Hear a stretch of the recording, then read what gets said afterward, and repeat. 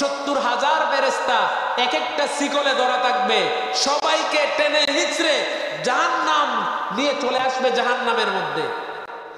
সুবহানাল্লাহ পড়বেন না? জাহান্নামে যখন আসবে, জাহান্নাম বলবে, আল্লাহ আমাদের খাবার দেন, আপনার ওয়াদা আপনি পূরণ করেন। আল্লাহ বলবেন কি খাবার? বলে আমাদের খাবার দেন। বলে অপেক্ষা করো, সবর করো।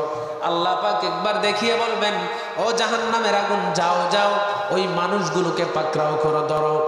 জাহান্নামের আগুন যাবে, আবার চলে আসবে, আবার যাবে, আবার চলে আসবে।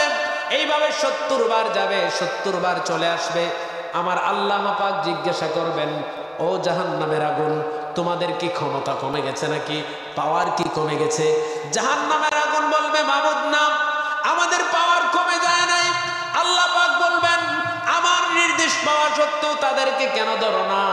জাহান্নামের আগুন ডাক দিয়ে বলে, মাবুদ, তোমার নির্দেশ নিয়ে তাদেরকে ধরার জন্য যায়, কিন্তু ওই পাপিষ্ঠদের কপালের মধ্যে লেখা মুহাম্মাদুর রাসূলুল্লাহ। তোমার বন্ধু নবীর নাম দেখে আমরা ধরতে সাহস পাই না, কারণ আমাদের বোঝা হয়ে গিয়েছে এগুলো হচ্ছে তোমার আখির নবীর উম্মত। যদি তোমার নবীর সঙ্গে বিয়াদবি হয়ে যায়, এই জন্য আমরা ধরতে সাহস পাই না। আমার আল্লাহ পাক বলেন, ও জাহান্নামের আগুন, তোরা যদি আমার বন্ধুর এই গুনাহগার উম্মতের প্রতি এত ভালোবাসা দেখাইতে পারোস, আমি কি আমার বন্ধুর ওই উম্মত গুলোকে মাফ করে দিতে পারি না? আল্লাহ মাফ করতে পারেন কিনা বলুন, পারেন কিনা?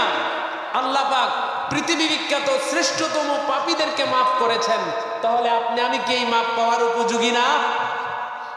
আমরা আশা করি কিনা বলেন?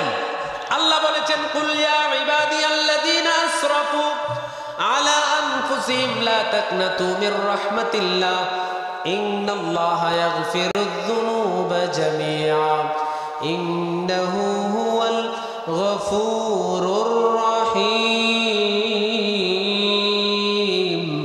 আমার আল্লাহ বলেন, রাসূল আপনি বলে দেন, যারা নফসের প্রতি জুলুম করেছে, নিজের প্রতি জুলুম করেছে, গুনাহ করতে করতে এত বেশি গুনাহ করেছে, গুনার পরিমাণ যদি আপনাদের এই খুলাউড়ার পাহাড়ের থেকে যদি বড় হয়, সমুদ্রের ফেনার চেয়েও যদি বেশি হয়, আমার আল্লাহ বলেছেন, ও বান্দা, লা তাকনাতু মির রাহমাতিল্লাহ, আমার রহমত থেকে নিরাশ হইস না।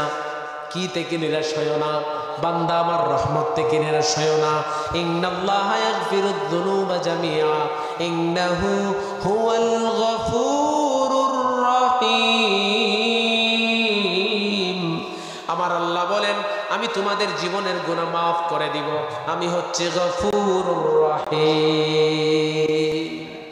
হাজিরিন, পৃথিবী বিখ্যাত শ্রেষ্ঠতম পাপী ছিল এই পাপীগুলো। হাজিরিন, একটা পাপী ছিল, যেই পাপীটা এত বেশি গুনার কাজ করত।